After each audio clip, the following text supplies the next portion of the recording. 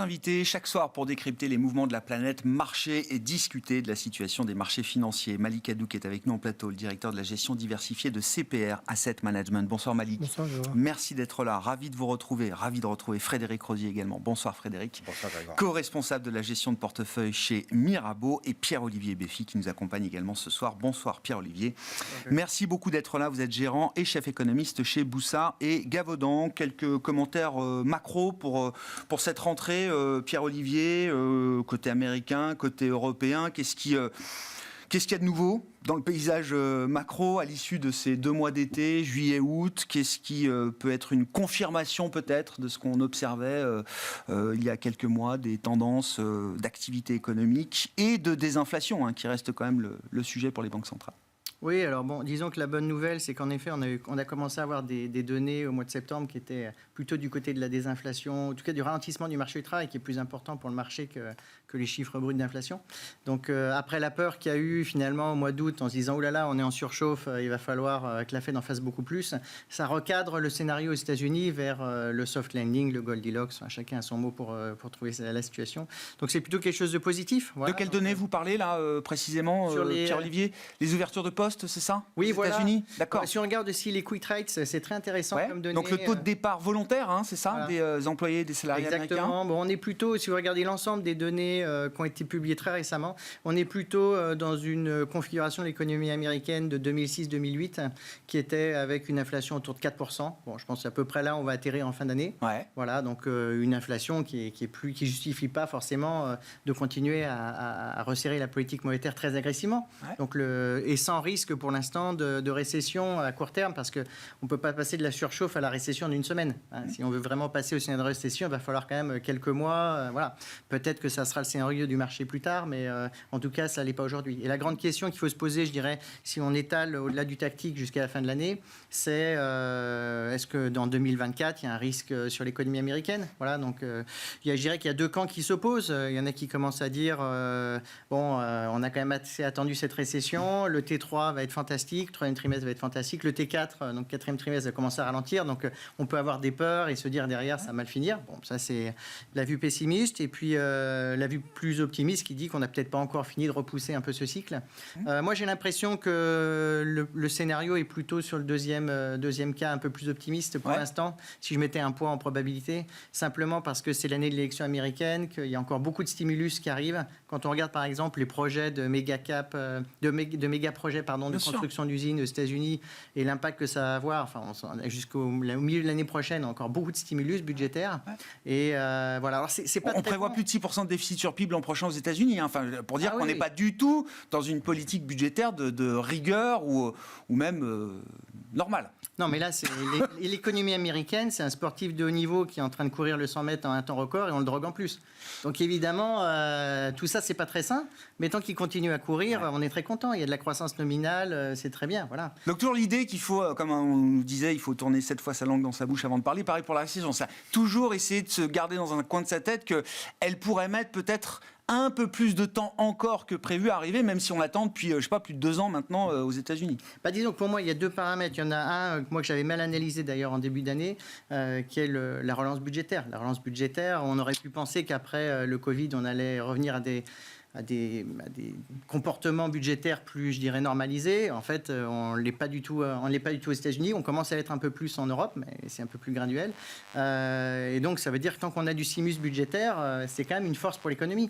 Ce qui explique d'ailleurs un énorme décalage entre les enquêtes et ce qui se passe dans l'économie. Parce que quand vous posez la question à tout le monde dans la rue, je ne sais pas, est-ce que vous avez des problèmes de pouvoir d'achat? Tout le monde vous dit, je sais bien qu'il y a de l'inflation, etc. Mais bon, si avec le stimulus budgétaire, vous faites beaucoup d'emplois en masse, du coup, vous avez quand même une consommation qui se tient. Donc, la perception individuelle est en train de se déconnecter de ce qui se passe dans l'économie. Tout ça reste encore un peu artificiel. Et puis, alors, on peut dire, oui, mais attendez, regardez les taux, ils ont énormément monté. Aux États-Unis, on a les taux immobiliers à quasiment 8%. Donc, il y a un moment, tout ça, ça va coincer. Mais en 2020-2021, on a loqué des taux très, très bas dans énormément de secteurs de l'économie qui font que la transmission de la politique monétaire est beaucoup plus retardée par rapport à ce qu'on a d'habitude. Et donc, tant qu'on n'a pas des refinancements massifs, pour l'instant, on n'a pas vraiment d'impact de détérioration financière des conditions. Donc, ça, c'est aussi quelque chose qui tend un peu à allonger le cycle. Mais c'est vrai qu'aux États-Unis, je pense qu'ils en font un peu trop, mais ils ont leur agenda électoral aussi. A contrario, vous avez la Chine, qui donne de l'aspirine toutes les 3 secondes à un patient qui est dans le coma. Bon, ça marche pas. Voilà, donc les Chinois, le point central maintenant, c'est la 3e semaine d'octobre, c'est sans doute là qu'il y aura le plénium quand on regarde les agendas, les calendriers. Les bookings. En fait, il n'y a pas d'agenda, mais on peut regarder les réservations d'hôtels, Pékin, etc. D'accord. Donc voilà. Moi, je pense que ce coup-ci, il faut être un peu prudent. Moi, j'étais très négatif sur la Chine depuis le début de l'année. J'étais plutôt en train de me dire, dès que ça monte, les actions, il faut shorter. J'étais plutôt très négatif. Et là, il y a l'idée un peu du fond de la piscine. Je pense qu'il faut se méfier là. Ils sont quand même. Je pense qu'ils sont en train de préparer un peu le terrain. Je pense que toutes leurs mesures, là, pour l'instant, c'est du vent. Je veux dire, vous pouvez dire aux fonds chinois de ne pas shorter les actions. Vous pouvez dire qu'on va réduire, les taxes sur les transactions. Mais enfin, si personne ne veut acheter les actions pour raison fondamentale, c'est pas ça qui va faire bouger les gens. Voilà. Pareil sur l'immobilier, on peut vous dire, je peux y passer. En France, par exemple, l'équivalent, ce serait dire, au lieu d'avoir un apport minimal de 33%, vous pouvez aller à 20%. Mais enfin, si vos taux sont à 4 ou 5% et que vous ne voulez pas acheter de toute façon, c'est pas ça que change la donne. Par contre, s'ils arrivent quand même avec de l'argent, du stimulus, sachant que le 3e plénium, généralement, vous savez, il y a des numéros dans les pléniums, dans les séquences politiques chinoises. Le 3e plénium, généralement, c'est l'économie, le sujet. Donc, il y a quand même des chances qu'ils arrivent avec de l'argent. S'ils arrivent avec de l'argent et du stimulus budgétaire, c'est quelque chose quand même, vu le pessimisme qu'il y a sur la Chine, qui peut un peu faire bouger les choses. Bon, beaucoup de choses déjà dans ce premier tour d'horizon macro. Qu'est-ce qui vous marque en cette rentrée, Malik ? Sur le plan macro, on n'a pas encore beaucoup parlé de l'Europe, mais on peut l'évoquer. Est-ce que vous êtes d'accord avec la lecture de Pierre-Olivier, notamment sur l'économie américaine ? Les chiffres du T3 vont être très très bons, avec une croissance économique aux États-Unis qui sera toujours au-delà du potentiel, sans doute. Oui, non, j'ai rien à redire ce qui a été dit. Vraiment, en fait, les États-Unis, on est dans le super cycle de l'endettement. On continue. C'est pas le cas de l'Europe, mais ça profite encore aux actifs américains pour le moment, parce qu'il y a une dynamique, comme on l'a vu, qui s'inscrit, croissance qui est très très résiliente, un marché de l'emploi qui reste très résilient malgré la légère déception sur les créations d'emplois ou sur l'ADP. Mais bon, des résultats d'entreprises qui ont été au rendez-vous aussi, dans certains secteurs qui ont été même exceptionnels, avec des marges qui restent au plus haut. Dans l'industrie, par exemple ? Oui. Non, mais il n'y a pas que la tech. Il n'y a pas que la tech, oui, bien entendu. C'est ça qui est assez frappant au cours de l'été, parce qu'on s'attendait quand même à des pressions sur les marges, et on a vu que les entreprises arrivaient à maintenir des marges assez satisfaisantes. Donc les marchés actions n'ont aucune raison aujourd'hui de baisser, surtout qu'on a vu, et c'est ça qui a été le plus marquant, on a vu des marchés monter avec des taux qui montaient, parce que le marché, en fait, s'inscrivait dans une logique positive en disant que les taux montent parce qu'il y a de la croissance. C'est la reflation ? C'est la reflation, voilà. Exactement. Et le marché a complètement, ce qu'évoquait mon collègue, a complètement laissé de côté le scénario de récession pour l'instant. Il l'a éliminé de son...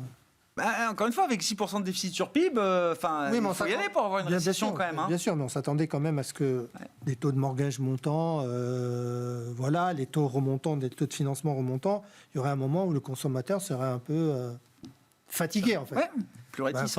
Plus réticent, et pas du tout. On a vu les chiffres de consommation ce matin encore. Et du côté de l'Europe, là aussi, il y a une dichotomie entre les PMI, où on voit que ça fléchit, ça baisse. Et... malgré tout, une consommation qui se maintient avec, comme on le dit, aussi un marché de l'emploi qui reste très dynamique. Donc, j'explique, parce qu'évidemment, les gens autour de nous vont vous dire non, mais il y a quand même la consommation, je consomme plus comme avant, j'ai plus le même pouvoir d'achat. C'est du ressenti, c'est de la réalité également dans certains cas. Parce que, ce qu'il faut bien comprendre, c'est que par rapport au niveau des enquêtes d'activité ou des enquêtes de confiance, on a une consommation qui ne devrait pas être à ce niveau-là. Voilà, qui résiste. Qui résiste. Et puis, il y a des nouveaux entrants sur le marché du travail aussi, qui permet aussi d'accroître la surface.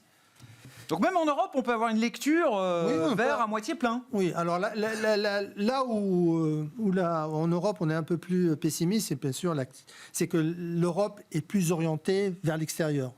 Et donc, on a l'effet chinois et l'effet asiatique aussi. Aujourd'hui, on le voit, l'impact aujourd'hui sur l'Allemagne. Oui, il y aura 0 de croissance en Allemagne cette année. Ça, avec une croissance des salaires quand même. Qui est de plus de 6%. Voilà. Donc, ça s'appelle quoi, ça ? Stagflation. Ouais. Oui. Ça, c'est l'idée qu'on a aujourd'hui de on semble rentrer dans une stagflation en Europe, et on va voir la réaction de la BCE lors du prochain rendez-vous. Ouais. Mais sur les marchés actions, il n'y a rien à dire. Les marchés ont été plutôt résistants. On a eu de la volatilité au cours de l'été. Les marchés ont monté en juillet, ont corrigé avec la dégradation de la note américaine en août et des inquiétudes sur l'inflation. Et puis, comme vous le mentionnez tout à l'heure, ont repris leur course en avant parce que les résultats d'entreprise, encore une fois, étaient de bonne facture. Le seul hic dans cette période-là, c'est le marché chinois, mais on pourra y revenir. Je suis d'accord avec le fait que c'est des mesurettes qui ont été annoncées et que ce qu'il faut, c'est redonner de la confiance aux consommateurs, et en fait redonner de l'argent aux consommateurs, même si le taux d'épargne est le plus élevé qu'il n'a jamais été. Mais c'est ce qui avait été fait à la sortie du Covid par toutes les économies développées. Oui, et puis les taux d'épargne chez nous, c'est 18% et plus dans certains pays. Donc là aussi, il y a eu beaucoup en Europe, malgré des systèmes sociaux de protection très importants, il y a eu aussi beaucoup d'épargne de la part des citoyens et des ménages européens. Frédéric, vos commentaires? Tout va bien, j'ai l'impression jusque-là. C'est 2 sur 2, tout va bien. On a attendu Jackson Hole pour pas grand-chose finalement, puisque tout le monde a pour se donner un petit peu de 12 minutes cette année, 8 minutes l'an dernier pour le discours de Powell, et c'était un peu plus cette année. Pour se donner de la constance et dire tiens, on fait rien et on attend Jackson Hole, et finalement on sait maintenant qu'on va être sur les taux peut-être effectivement haut plus longtemps. Ça a eu un impact sur les marchés à peu près d'une demi-journée, globalement. Lagarde derrière, un peu le même sentiment, pause, pas pause. Il y en a quand même des discours de faucons de la BCE, Holzman, Schnabel notamment, clairement priorise l'inflation, le contrôle de l'inflation plutôt que la croissance, quitte à faire des dégâts sur la croissance. C'est le discours quand même qui est donné. Aucun impact sur les marchés, on s'en fiche. Et sur la Chine, moi, je suis beaucoup plus mesuré là-dessus pour un problème structurel que j'ai déjà évoqué chez des confrères. Mais pour moi, il y a déjà, c'est un peu la théorie de la croissance, on est quand même sur une population vieillissante. Elle est ce qu'elle est, mais elle vieillit. Voire, elle va réduire, elle se réduit. On a un immobilier qui embauche quand même aujourd'hui dans le résidentiel 35 millions de Chinois qui travaillent dans la construction. On a construit 15 millions en moyenne de logements par an et que les Chinois sont propriétaires à 95%. Les ménages chinois sont propriétaires à 95%. Donc des relances sur ce secteur, sachant en plus que ceux qui sont susceptibles d'être acquéreurs, c'est ceux qui sont à 25% au chômage aujourd'hui. Je ne vois pas. Alors, relance de la consommation, mais ça veut dire peut-être un modèle qui change du côté chinois. Donc, attention quand même. C'est peut-être... Oui, il y aura des effets, des stimulus peut-être court terme. Il ne faut pas négliger, il ne faut pas se mettre short sur le marché chinois. C'est clair. C'est le marché le moins cher aujourd'hui, mais depuis longtemps, peut-être le plus attractif, avec la problématique de la réglementation qu'on connaît sur ce marché. Mais il y a des problèmes plus profonds sur l'économie chinoise qui risquent de traîner sur la sphère immobilière, sur l'emploi, mécaniquement aussi, et derrière sur la sphère financière. Donc on a vu, il y a des mesurettes, même des mesurettes assez particulières sur l'immobilier, qui étaient même des mesurettes locales, c'est-à-dire qu'on donnait une sorte d'autonomie même locale sur les soutiens à l'immobilier, donc qui va créer peut-être des désordres même structurels au sein même de la Chine, qui va favoriser certaines zones au détriment d'autres. Donc attention quand même, il faut le jouer peut-être plus en trading. Ne pas le shorter.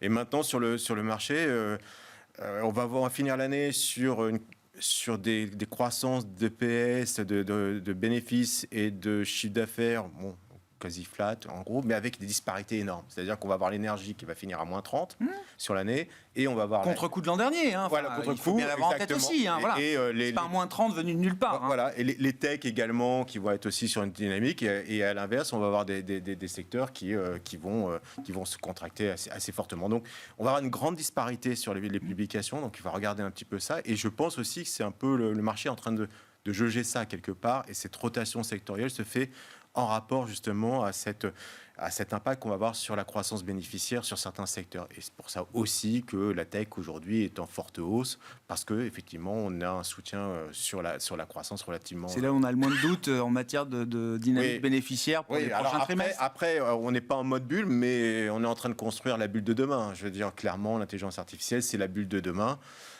Ça dure 1 an, 2 ans peut-être, peu importe, mais voilà, ça peut traîner longtemps. Après, il n'y a pas que la tech, hein, le secteur les financières en Europe, Oui. ça tient très bien. L'automobile, c'est à plus 20 depuis le début de l'année. Les cartes de crédit, par exemple, aux États-Unis, vous prenez des Mastercard, des choses comme ça, c'est à des sommets. Donc oui, il y a beaucoup de secteurs. Les industriels, ça tient bien. Ouais, la chimie, même aux États-Unis, ça tient bien. Donc c'est assez disparate. Et par contre, on a certains acteurs qui sont beaucoup plus en souffrance, certaines particularités de la consommation aussi qui sont en souffrance. On voit qu'il y a la limite quelque part de cet effet pricing power, effet prix qui est négatif sur les volumes chez certains acteurs. Donc voilà, c'est peut-être la fragilité aussi sur la consommation parce que l'effet consommation est essentiellement quand même en ce moment prix et il y a un effet volume qui est plutôt tendance à être négatif. Donc attention à ça quand même.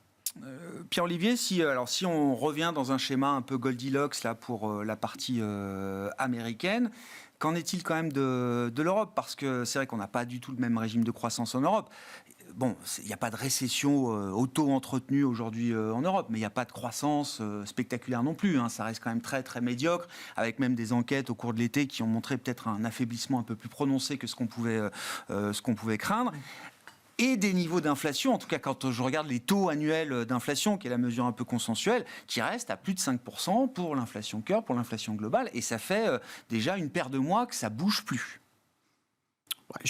En France, oui, parce que... Non, en zone euro. Mais en zone euro, quand même, ça baisse Oui, quand même ça a graduellement. baissé, Voilà. d'accord. Non, Bon, enfin, là, c'est le depuis un Royaume-Uni ou qui a deux mois, vraiment ça de cale. l'inflation corps qui est flat, qui est stable. En 5,3 Europe, d'inflation ça cœur en zone euro, c'est normal qu'on soit à 5,3 là. il faut quand même un peu de temps pour que les effets de base sortent aussi. Enfin, je veux dire, c'est pas. Moi, je pense que la direction de l'inflation, elle est assez. Elle claire. reste bonne. Voilà. Après, ce qui est évident, et on le sait depuis le début, c'est que ça sera très facile. Je parle par exemple de l'Allemagne, de passer de 11 à 4 ou 5, mais ce sera très compliqué de passer de 4,5 à 2. Ouais. Voilà. Ouais. Donc, parce que il y a deux effets. Il y a le premier, certains s'enthousiasment du fait que les salaires repartent, mais en fait, les salaires réels ont été très négatifs pendant une grosse période. Donc, on a un petit rattrapage. Un trimestre de salaire réel positif, ça va pas compenser les plusieurs trimestres derrière nous. Les gens, ils ont pris un choc d'inflation. Aujourd'hui, on leur augmente leur salaire, mais c'est un rattrapage et ce rattrapage est très partiel encore aujourd'hui. Oui. Donc, après, il y a encore, face à ça, il y a des taux d'épargne à plus de 18% en France et en Allemagne, qui sont à des points, à des années-lumière de ce qu'on connaissait auparavant. C'est que ça fait 3 ans qu'on nous explique qu'il y a beaucoup d'épargne et que c'est fantastique, et on s'aperçoit que l'épargne, elle n'est pas mangée. Je pense qu'il y a 2 aspects assez importants. Il faut se rappeler, par exemple, si vous regardez le cycle des années 80, où justement on a eu un choc d'inflation assez massif, en fait, l'épargne, elle a plutôt monté. C'est ce qu'on appelle l'effet d'illusion monétaire, c'est-à-dire que quand vous avez devant vous des incertitudes en vous disant voilà, tout coûte plus cher, etc., c'est pas forcément un moment où vous allez désépargner. Donc l'effort d'épargne, il peut être resté assez important. Puis je pense que le deuxième point qu'il ne faut pas sous-estimer, moi je pense que c'est une thématique qui reste très fort, y compris pour les gérants, pour les marchés, c'est que le cash rémunère très bien. Bien sûr. Aujourd'hui, avoir beaucoup de cash, c'est pas forcément être négatif sur les marchés. C'est juste dire, être pragmatique. Si j'ai 5% de 5,5% de cash, quand ça a bien monté, pourquoi pas. Et puis je reviendrai plus tard. Ça veut pas dire qu'on est fondamentalement très négatif, mais ça veut dire qu'il y a quand même une poche qui ne rémunérait plus depuis 20 ans, qui maintenant rémunère beaucoup. Donc aujourd'hui, c'est plutôt très bien. D'ailleurs, même le gouvernement essaie que ça marche pas trop en limitant la hausse du livret A. Donc je pense que fondamentalement, l'épargne, il y en aura encore beaucoup. Voilà. Après, pour revenir sur la question de départ sur l'Europe, je pense qu'il y a 2 éléments qui font que l'Europe est un peu moins attractive en relatif à ce stade-là. Pour moi, d'un point de vue macro, c'est d'abord que du coup on est un peu moins délirant sur le budgétaire, mais il y a du resserrement qui arrive. L'année prochaine, on va remettre les règles en place. Donc on voit que les Allemands, qui quand même sont en récession, quand même, ils commencent à être en récession. Ils ont annoncé 7 milliards de stimulus. Hurrah, fantastique.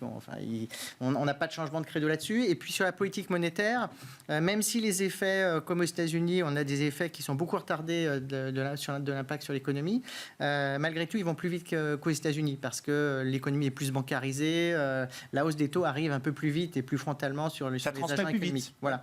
Donc je pense que c'est normal que l'économie européenne soit beaucoup plus molle que l'économie américaine, avec un risque un peu plus conjoncturel, un peu plus fort à la baisse. Mais la variable, c'est bien la politique budgétaire. C'est la différence de politique budgétaire qui explique en partie le retard de l'Europe. Il y a un graphique qui est très choquant aujourd'hui entre les États-Unis et l'Europe. D'ailleurs, c'est là que vous voyez qu'on est dans le délire idéologique en Europe, mais c'est regarder par exemple les dépenses en construction dans le secteur manufacturier. manufacturiers. Spectaculaire. Donc ça, aux c'est États-Unis. vraiment- Hein. Ouais, et Ouais. en Europe. Ah oui, Regardez comparer les deux. Donc c'est en gros, pour expliquer exactement ce qui est derrière, c'est c'est le nombre d'usines de batteries, de microprocesseurs que je suis en train de construire. Voilà. Et ben, aux États-Unis, C'est ça vertical. explose. C'est vertical. Voilà. Et en Europe, ça s'effondre. Voilà. Il y a aussi des secteurs comme la chimie où ça baisse très fortement.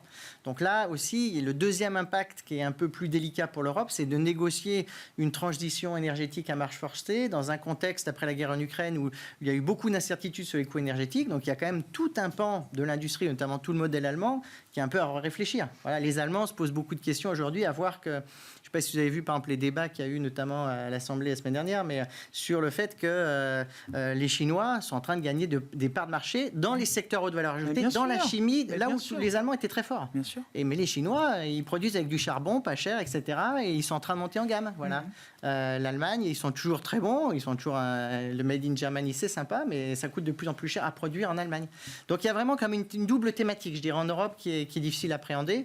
Voilà. Après, si par exemple la Chine va mieux, compte tenu aussi, je pense qu'il y a quand même pessimisme ça relatif. soulagera l'Allemagne, ça apportera sur les marchés européens. Donc j'entends. après, là, je vous parle en tant que macroéconomiste à long terme, et je vous donne les points. Les clés, Après, sur bien les sûr. aspects tactiques, ça ne veut pas dire que l'Europe est morte jusqu'à la fin de l'année sur les Bah marchés. non. Mais Il bon. y a des marchés qui vont très bien. Alors le stock 600, c'est vrai qu'on regardait la rentrée, fait plus rien depuis le mois de mars. Je sais pas, un indice comme le MIB italien, plus 22% depuis le début de l'année. Il n'y a pas beaucoup d'indices. Alors Nasdaq fait mieux, bien sûr, mais en Europe, il n'y a aucun autre indice qui fait aussi bien que le FTSE MIB aujourd'hui. Bon. Sur les marchés, effectivement, en termes de dynamique, qu'est-ce qu'il y a de nouveau? Alors je disais, le stock 600 fait plus rien depuis le mois de février ou mars à peu près, l'indice large européen des 600 grandes valeurs européennes. En termes de dynamique, il n'y a rien qui a changé. Hein. Il y a toujours le marché américain qui est toujours aussi dynamique, avec des rotations sectorielles puissantes qui permettent d'équilibrer le marché, qui l'empêchent en tout cas de baisser. Vous avez un marché japonais qui se tient plutôt bien et qui bénéficie encore une fois de la dépréciation en fait du yen. Hein. Plus 25%, c'est ça, en devise locale. Donc une dynamique aussi très positive dans les révisions de bénéfices. Vous avez les chiffres de vente au détail aussi. Enfin, il y a un truc qu'on n'a pas eu l'habitude de voir au Japon depuis longtemps quand même. Avec une banque centrale qui hésite aussi, qui a envie de profiter de ce moment. Qui a une communication un peu difficile, honnêtement. On ne sait plus s'ils veulent contrôler ou ne veulent plus contrôler. On ne sait plus s'ils ont une bonne anticipation de l'inflation à venir dans l'année à venir. On semble croire que non, l'inflation va repasser en dessous des 2%, donc ils vont laisser filer la monnaie, ce que je ne crois pas, parce qu'à partir d'un certain niveau, je pense qu'ils interviendront. On l'a vu l'an dernier déjà. On l'avait déjà vu, on s'en approche. Historique, c'est ça. C'est les 150. 150, c'est ça, yen-dollar. Autour du dollar. Et le Japon, vous gardez tactiquement on garde. Ça fait des mois qu'on en parle avec vous. D'accord. Mais la grande déception, c'est les émergents, encore une fois. Et même hors... alors, dans les émergents, il y a une disparité. Hein, si vous regardez l'Amérique latine, s'en sort très bien, avec des appréciations des devises, hein, que ce soit le réal brésilien, le peso mexicain, à la surprise générale, malgré la hausse des taux américains auxquels on a assisté. Avec une dynamique aussi avec des banques centrales qui ont commencé à baisser leurs taux. Donc une inflation qui semble pour l'instant maîtrisée. Donc ça, c'est vraiment la bonne surprise. Et puis vous avez l'Asie émergente qui a du mal en raison de la Chine, même si quand vous prenez un indice qui exclut la Chine, vous restez en territoire positif, mais la performance est largement en dessous de ce qu'on a sur l'Amérique latine. Et l'Amérique latine, ça redevient effectivement un pôle d'attraction pour des investisseurs globaux. Oui, malgré l'événement qu'on a eu en Argentine au cours de l'été, ça a eu un impact là aussi d'une journée, même pas, je crois, une demi-journée, puis c'est reparti. Donc ça a été vraiment circonscrit. Non, là vraiment, nous on se pose la question, et là je rejoins ce qui a été dit, sur la Chine, sur la Chine et l'impact que ça peut avoir sur l'Asie, et permettre à ces marchés de redécoller un peu, parce que les valorisations là aussi sont très attractives. Le marché chinois sans aucun doute, mais il peut le rester pour longtemps si on n'a pas politique précise Parce qu'en fait, c'est des mesurettes qui ont été annoncées. Tous les jours, on annonce des mesurettes, mais encore une fois, elles ne touchent que le marché boursier, elles touchent les taux, mais elles ne touchent pas le consommateur à l'heure actuelle. Il n'y a pas une réponse systémique globale. Voilà. Et vous pensez qu'ils ne sont pas loin que la pression est suffisamment forte pour que le pouvoir, à l'occasion d'un plénium ou autre, soit proche de délivrer un package que les investisseurs attendent? Vous voyez, au cours du mois de juillet, on a eu quand même un rebond des marchés chinois. On a pris plus de 20% sur la HCEI, sur justement des anticipations. Le marché attend. Bien sûr, le marché a l'espoir que... Voilà, il a été déçu. Puis on a eu aussi, bien sûr, les affaires Country Garden, les entreprises immobilières qui ont fait défaut. Il y en a 2 grandes qui ont fait défaut. Ça a pesé, bien sûr, sur le marché chinois. Mais oui, on s'attend... je me suis trompé, parce que j'attendais ça pour le mois de juillet. Donc, votre humilité vous honore, non, mais c'est vrai, Malik. C'est vrai, non, mais oui, d'accord. Je pensais qu'ils étaient... Non, mais celle-ci, je pensais vraiment au marché chinois. C'était pas un faux départ. Non. Vous pensiez que c'était un vrai départ. C'est pas un vrai départ. Donc la dynamique maintenant, elle va dépendre des earnings à venir. Troisième trimestre, là bientôt, on va voir encore si on est encore surpris aussi positivement qu'on l'a été par les résultats du deuxième trimestre. Mais c'est ça aujourd'hui qui va donner la tendance au marché. Parce qu'au niveau de la politique monétaire, on ne s'attend pas à ce que la Fed bouge. C'est plus le facteur clé, j'ai l'impression. Je pense que les taux là, on a atteint le pic, sauf surprise désagréable sur l'inflation avec les effets de base sur le pétrole et les matières premières. Là où le risque pourrait être important, c'est si les Chinois sortaient le bazooka. Donc ça aurait un impact sur les prix des matières premières. Ce qu'on craignait en début d'année. Ce qu'on craignait en début d'année. Vous allez voir, avec les réouvertures chinoises, on est reparti pour un tour d'inflation par les matières premières, etc. C'est ce qui s'est ça a duré quelques semaines, effectivement. Mais on a très vite compris que c'était pas le cas. Sur les marchés, effectivement, vous évoquiez ces phénomènes de rotation, de divergence, toujours. Alors, à la fois en termes de performance boursière, mais aussi en termes de dynamique de résultats, de dynamique bénéficiaire. Qu'est-ce qu'on peut dire à l'impact nouveau de la à Chine, sujet, d'ailleurs. Je vais prendre un exemple. La Chine, l'impact de la Chine sur le marché, relative sous-performance d'un LVMH, par exemple. Oui. On voit, ça a un impact. Aux États-Unis, par exemple, des groupes comme Estée Lauder, ça doit être à moins 40 à peu près, depuis le début de l'année. Donc, pourquoi ? Parce que ça vend majoritairement une grosse partie très chinois. Donc, on voit qu'il y a un impact quand même de la Chine dans la composition des indices. On voit par exemple les grands acteurs des matières premières, les minières, elles sont en bas. Anglo-américaine, ça doit être à moins 40, moins 50. Donc, on voit qu'il y a un impact direct de ce qui se passe en Chine. Et pour rebondir là-dessus, est-ce que oui ou non vous êtes investi sur la Chine ? Honnêtement, quand je vois la valorisation de ces acteurs, et peut-être demain LVMH sera plus bas, je pense qu'elle est capable de baisser de 5-6%. Si vous voulez jouer un rebond de la Chine sans avoir la crainte d'une régulation quelconque et tout ça, et sachant que ça va être une relance par la consommation, regardez. Il faut être un investisseur d'une certaine taille quand même pour aller se frotter directement aux actions chinoises. Vous pouvez maintenant. Oui, on peut toujours, globale. Bien sûr. Mais regardez d'abord ces groupes-là qui sont liés à la consommation chinoise pour investir et jouer le rebond de cette partie du monde. Donc il y a des choses qui peuvent être intéressantes.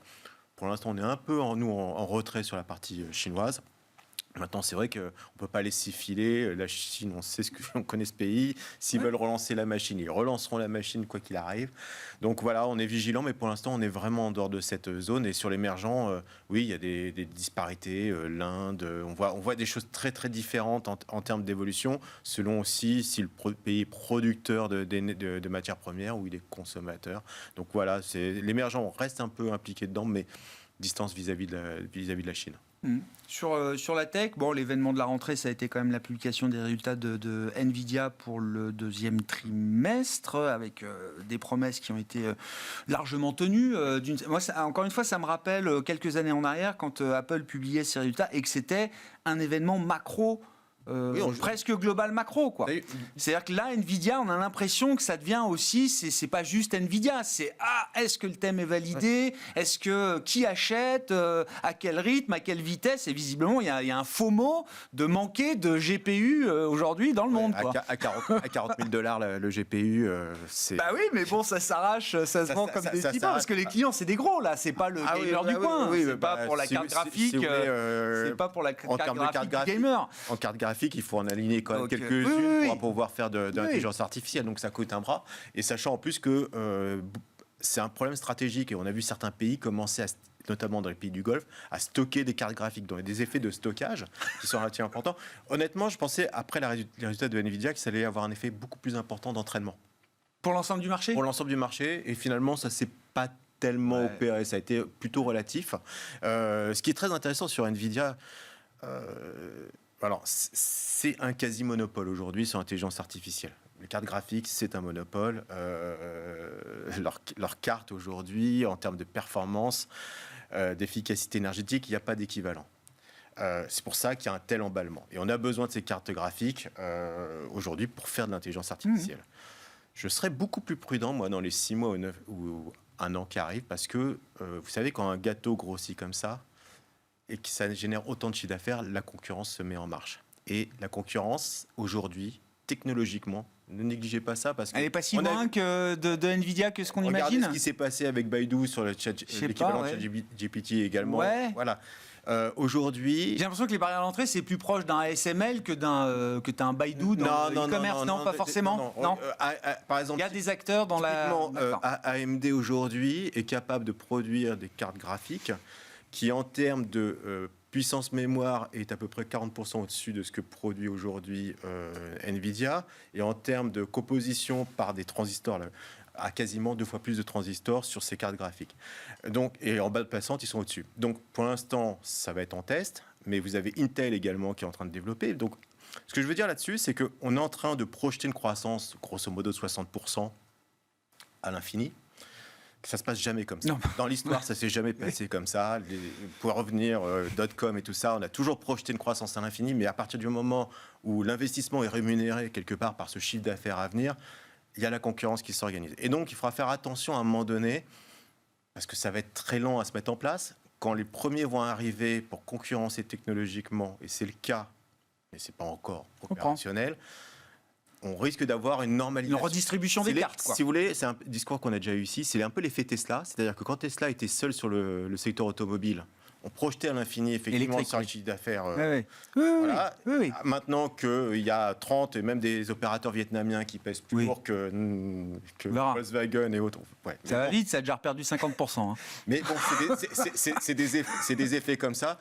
La concurrence s'organise toujours. Et donc, voilà, il y a un beau trend, mais il faudra faire attention sur la sortie à un moment donné. Bon, le first to market, effectivement, le fait d'être là, numéro 1, leader sur cette thématique des GPU pour l'intelligence artificielle, ça protège un groupe comme NVIDIA aujourd'hui. Est-ce que c'est un thème qui vous donne envie d'investir et comment on investit dans ce thème de l'intelligence artificielle générative, enfin, cette nouvelle étape de l'intelligence artificielle qui n'est pas née, encore une fois, il y a 6 mois. Hein. Non, mais je crois que ce qui a été dit, c'était très intéressant. Notamment, AMD, ils ont l'air de sortir une puce pour la fin de l'année. Donc, en effet, je pense qu'il y a un gâteau qui va se répartir. Voilà. Après, l'intelligence artificielle, pourquoi ce qui était intéressant, notamment dans la question que tu as posée, c'est que ça devient un thème macro parce qu'au-delà de NVIDIA, finalement, NVIDIA c'est bien, mais au-delà de NVIDIA, il y a toutes les applications qui vont se diffuser dans l'économie. Donc, il y a une thématique aujourd'hui dans les marchés au niveau macro qui est de savoir est-ce qu'on est en changement de régime sur l'inflation, est-ce que, par exemple, le débat de Jackson Hole, ça a été est-ce que le taux d'intérêt d'équilibre a augmenté ? Et qu'est-ce qu'il y a derrière ça, en fait ? Derrière ça, il y a l'idée que ça fait 20 ans qu'on n'a plus d'inflation, qu'on est en panne un peu de productivité, etc., malgré tout ce qu'on fait, etc., on ne les voit pas dans l'économie.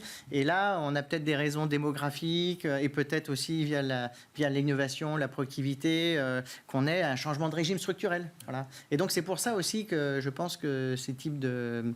NVIDIA, ça devient quelque chose un peu macro. Même moi qui suis quand même... j'investis toute la classe d'actifs, donc je ne m'amuse pas à regarder toutes les stocks, oui, toutes les valeurs. Bien sûr. Malgré tout, on regarde NVIDIA. Oui. C'est devenu quelque chose... Ça devient un benchmark, ça devient un baromètre, ça dit quelque chose. Exactement. Après, j'aimerais juste préciser un petit truc sur la Chine, parce que j'ai un point un tout petit peu de désaccord, même si la consommation peut être un point d'entraînement.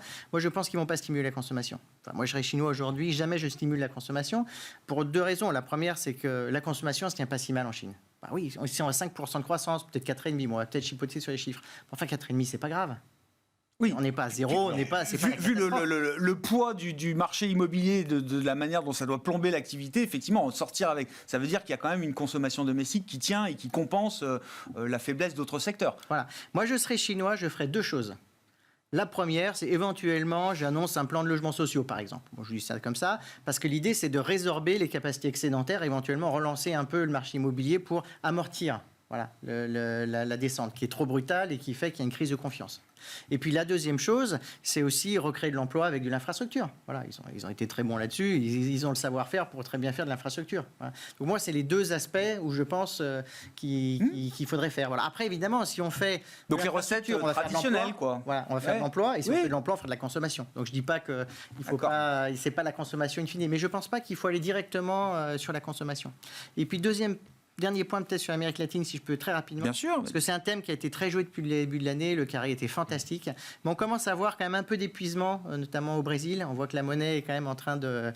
Ils commencent à baisser les taux au Brésil ? Ils ont commencé déjà Le problème qu'on a, je pense qu'il y a deux problèmes. Le premier, c'est qu'en effet, c'est des banques centrales qui ont été très tôt dans la montée des taux, donc ont rassuré tout le monde, qui ont offert des carrés fantastiques et qui ont offert aussi une stabilité macroéconomique qui était fantastique. Donc du coup, ça a attiré beaucoup d'investissements. Ça a beaucoup rassuré sur la monnaie, les marchés, etc., comme ça a été dit. Je pense qu'on est à un point où, bon, c'est les premiers à vouloir baisser assez agressivement. Il ne faut pas sous-estimer que si, notamment, la Fed ne baisse pas ses taux comme ce qui est pressé, là, le carry, la dimension relative peut être un peu plus fragile. Et puis, la deuxième chose, même si la Fed baisse ses taux, il va y avoir aussi le problème du côté de la devise pour financer, voilà, excusez-moi, mon franglais, mais pour financer les trades de carry. Et on l'a vu en 98, moi je me rappelle toujours au top 98, j'étais pas encore dans les marchés, mais le yen avait quand même pris 33% en 3 jours, et les devises de carry, ça s'était fait déchirer. Donc voilà, je crois qu'il faut faire attention à cette thématique qui est très mature. Ça fait 1 an que c'est fantastique. Bon, je pense que là, quelques prises de profit, c'est pas forcément maladroit. Moi j'ai une question, qu'est-ce qu'on fait avec les taux longs, et notamment les taux longs américains ?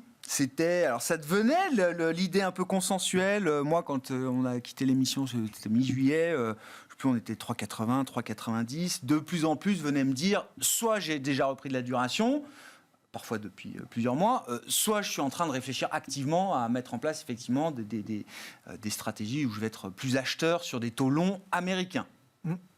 Toujours valable, parce que là, on a une belle correction quand même. Toujours valable. Ouais. Donc 4,30, c'était sur le 10 ans américain, c'est plus que jamais une opportunité.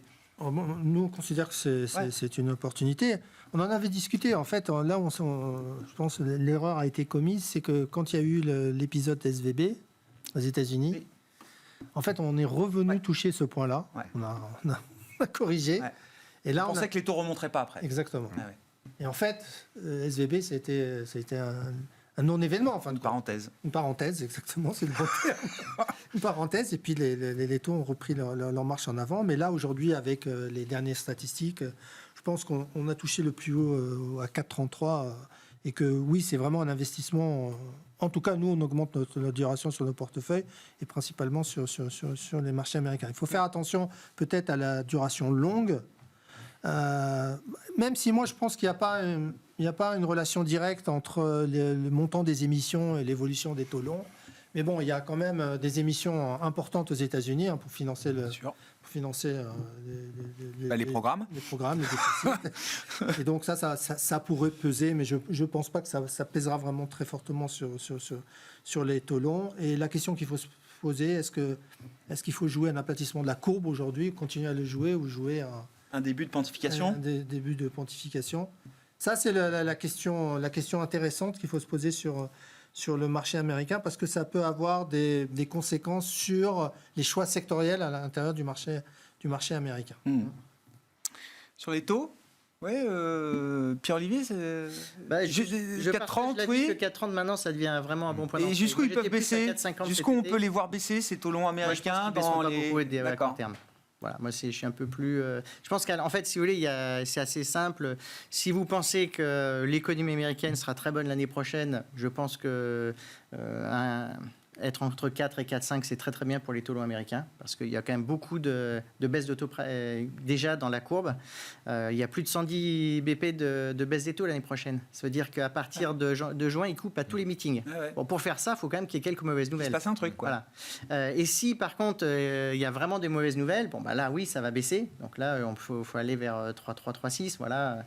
Mais bon, j'ai l'impression que c'est pas trop le scénario de court terme. Avant, encore une fois, qu'on arrive à ce scénario dégradé, c'est compliqué. Après, ce qui est intéressant, et là où je partage l'avis, c'est que comme il y a eu ce test à la hausse sur les taux et que finalement on a commencé à avoir des données qui commencent un peu à se dégrader, ça met un espèce de cap qu'on n'avait pas en août. Ou en août, sérieusement, on pouvait même se demander si elle n'allait pas aller à 4,9, etc. Enfin, il y avait des rationnels pour se le dire. Là, on avait 6% de croissance aux États-Unis au troisième trimestre. Donc, là, maintenant, je suis d'accord que ça va être compliqué pour que ça monte. Mais après, est-ce que ça restera pas dans un range pendant un certain temps? Pour moi, c'est plutôt le très très bon cas pour le marché action.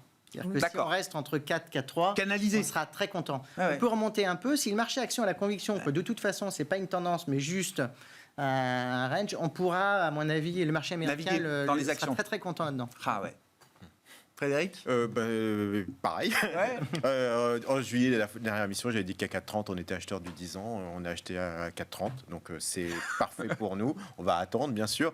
Sauf s'il y a des événements majeurs, des shutdowns, des trucs comme ça. Ça peut toujours. Voilà, vous savez, c'est un peu le truc qui revient assez régulièrement, donc il faudra quand même surveiller tout ça. Mais le spread de 10, il est incroyable aujourd'hui. Donc il va falloir un peu voir comment réagit la courbe de taux. C'est vrai que la question de est-ce qu'il faut travailler en spread ou carrément être sur la partie 10, honnêtement, pour l'instant, c'est pas tranché. Savoir si on travaille sur le comblement du spread ou pas. Ouais, je comprends. Honnêtement, j'ai pas d'idée précise là-dessus. Bon, en tout cas, pour l'instant, on avait commencé quand même sur du 10 ans qui nous paraissait plutôt opportun. Effectivement, si on a un mécanisme qui se met sur une baisse de taux, la croissance n'a pas fini de monter. On risque d'avoir encore des effets. Le Nasdaq peut finir. J'ai l'impression, si c'est comme. Oui, finissez l'année à plus 50 sur le Nasdaq. Oui. On verra, toutes choses égales par ailleurs, mais ils n'ont pas annoncé qu'ils allaient baisser les taux maintenant. On n'y est pas, semble-t-il. Non. Mais par anticipation, c'est quelque chose qu'on peut imaginer. Merci beaucoup, messieurs. Merci d'avoir été les invités de cette première semaine de rentrée pour Smart Bourse. Frédéric Rosier qui était avec nous en plateau, Mirabeau, Malik Hadouk, CPR Asset Management et Pierre-Olivier Beffy, Boussard et Gavaudan.